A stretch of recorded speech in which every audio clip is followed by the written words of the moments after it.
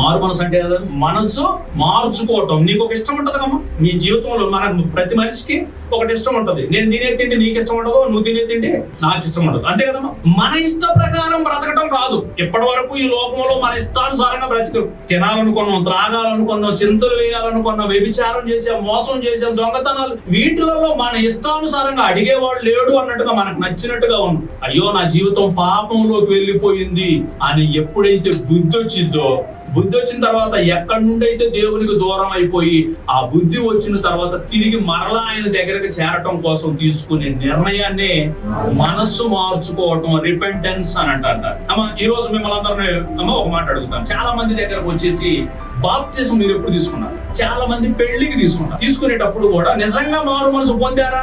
లేదు. పెళ్లికి అవసరం కాబట్టి ఇప్పుడు మారు మనసు ఇంకా లేదు. అక్కడ మారు మనసు ఉందా? మారు మనసు ఏడితే చెప్పండి. అసలు వాళ్ళ పాపాత్ములు అన్న సంగతి వాళ్ళకి అర్థం కావాలి.